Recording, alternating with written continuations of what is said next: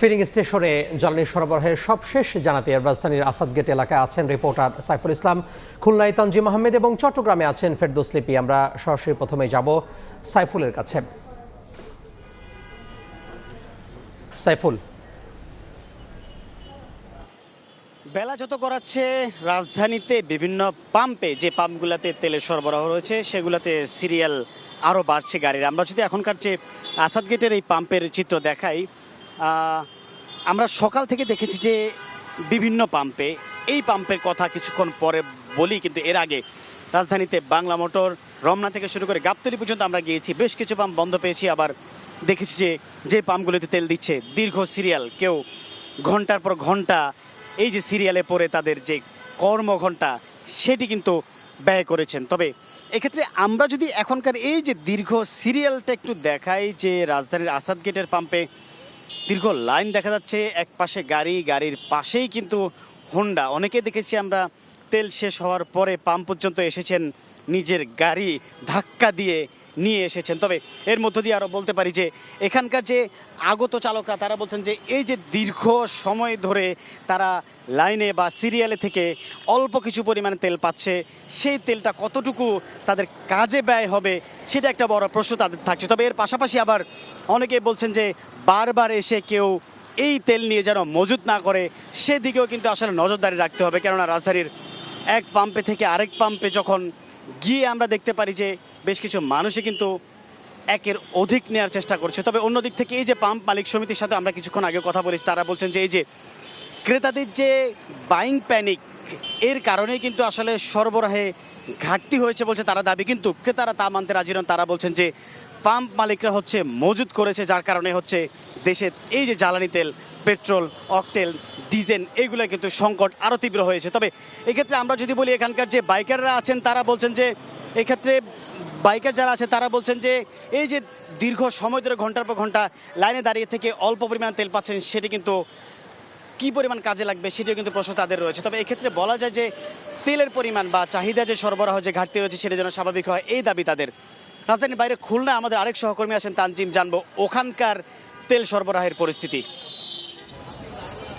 সকাল হলেই কাজে যাওয়ার পরিবর্তে যানবাহন চালকদের অনেকটা জ্বালানি তেল সংগ্রহের যুদ্ধে নামতে হচ্ছে বলতে হয়। অর্থাৎ খুলনায় সকাল থেকে আমরা বিভিন্ন ফিলিং স্টেশন ঘুরে দেখেছি, সবগুলোর মোটামুটি একই চিত্র, আবার কোনোটিতে জ্বালানি তেল নেইও। অর্থাৎ এই যে যানবাহন দীর্ঘ সারি দেখতে পাচ্ছি, বিশেষ করে যারা মোটরসাইকেল আরোহী তারা আসলে এখানে অপেক্ষায় রয়েছেন সকাল থেকে। আসলে একই রকম চিত্র বিভিন্ন ফিলিং স্টেশনে দেখা যাচ্ছে, তেল সংগ্রহের জন্য তারা দীর্ঘ সময় অপেক্ষা করছেন, অনেকে উত্তপ্ত হয়ে উঠছেন। যারা পাম্প কর্তৃপক্ষ আছে তাদের সাথে তর্কাতর্কির ঘটনাও আমরা আসলে দেখছি। তবে এছাড়াও যারা যানবাহন চালক রয়েছেন তারা বলছেন চাহিদা অনুযায়ী আসলে তারা তেল পাচ্ছেন না, এবং তাদের যে প্রয়োজন সেই তুলনায় আসলে কম পরিমাণে তেল দেওয়ার কারণে তাদের আবারও পাম্পে আসতে হচ্ছে এবং তেল সংগ্রহের চেষ্টা করতে হচ্ছে। তবে পাম্প কর্তৃপক্ষ আমাদেরকে আসলে বলছেন তারা ডিপো থেকে, অর্থাৎ খুলনায় যে 3টি অয়েল ডিপো রয়েছে, পদ্মা, মেঘনা, যমুনা, এই 3টি ডিপো থেকে কিন্তু খুলনা বিভাগের 10 জেলা সহ 72 ফরিদপুর বিভিন্ন জেলায় তেল সরবরাহ করা থাকে। তারা বলছেন তেল প্রাপ্তি সাপেক্ষে তারা সরকারি নির্দেশনা অনুযায়ী তেল দিচ্ছেন। এক্ষেত্রে তারা বিভিন্ন অভিযোগের কথা বলছেন। তারা বলছেন যে যেসব যানবাহন আগে কম পরিমাণ তেল নিত তারাও আসলে এই ধরনের একটা প্যানিকের কারণে বেশি পরিমাণ তেল নিচ্ছে। তবে এক্ষেত্রে যানবাহন চালকরা বলছেন তারা বিভিন্ন ফিলিং স্টেশন ঘুরে তেল পাচ্ছেন না দেখেই তাদের এই ধরনের চাপের সৃষ্টি হয়েছে। তাদের দূর দূরান্তে যারা আসলে বিভিন্ন কাজে যাচ্ছেন সেই সব কাজের কারণে তাদের ভোগান্তিতে পড়তে হচ্ছে। একই সাথে তারা বিভিন্ন ফিলিং স্টেশনে তেল মজুদের অভিযোগও করেছেন। তারা বলছেন তারা আসলে তেল মজুদ করার কারণে এক ধরনের সংকট তৈরি হয়েছে এবং এই ক্ষেত্রে প্রশাসনিক নজরদারি জরুরি বলে বলছেন যারা যানবাহন চালক সংশ্লিষ্ট রয়েছেন তারা। তো খুলনা থেকে এই ছিল আমার কাছে সর্বশেষ। আমরা একটু যেতে চট্টগ্রামে, সেখানে রয়েছেন সহকর্মী ফেরদৌস লিপি।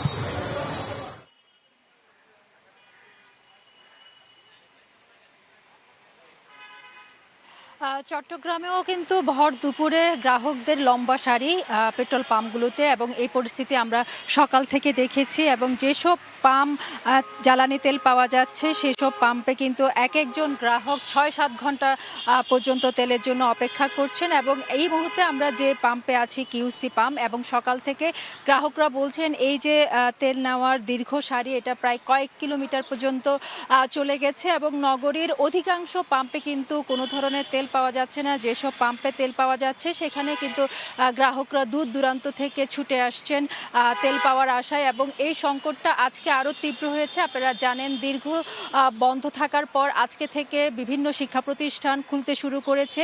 সে কারণে আমরা দেখেছি যে অভিভাবকরা কিন্তু এই যে তেল প্রাপ্তি নিয়ে অনেক বেশি দুশ্চিন্তায় আছেন, এবং তারা যেভাবেই পারছেন যে তেল সংগ্রহ করে রাখছেন। এবং এই প্রবণতা যখন দেখা যাচ্ছে যে চাহিদা তার বেশি কিন্তু তেল সংগ্রহ করছেন। এবং বিশেষ করে পেট্রোল যারা কর্পোরেশনের পক্ষ থেকে বলা হচ্ছে, কর্তৃপক্ষ বলছেন যে যেখানে তাদের প্রতিদিন চাহিদা 2-3 গাড়ি সেখানে হয়তো তারা পাচ্ছেন 1 গাড়ি। এমন পরিস্থিতিতে গ্রাহকদের জন্য শুধুমাত্র প্রয়োজনীয় তেল সংগ্রহের আহ্বান জানাচ্ছেন। এবং এর বাইরে আমরা দেখেছি প্রশাসনের পক্ষ থেকে কিন্তু বিভিন্ন জায়গায় মজুদ বিরোধী অভিযান চালানো হচ্ছে। গতকাল মধ্যরাতেও চট্টগ্রামের পতেঙ্গার 14 নম্বর ঘাটে মিয়ানমারে পাচারকালে বিপুল পরিমাণ ডিজেল সহ 7 জনকে আটক করা হয়েছে। এর আগের দিন কিন্তু চট্টগ্রামের পতেঙ্গায় একটি প্রতিষ্ঠানে 6,000 জ্বালানি তেল মজুত করার অপরাধে সেগুলো জব্দ করা হচ্ছে। এবং প্রশাসনের পক্ষ থেকে ডিপো এবং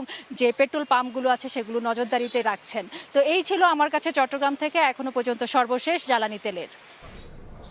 ফিলিং স্টেশনে জ্বালানি সরবরাহ খবর জানতে আমরা যুক্ত হয়েছিলাম চট্টগ্রাম, তার আগে খুলনা এবং তার আগে রাজধানীর আসাদ গেট থেকে।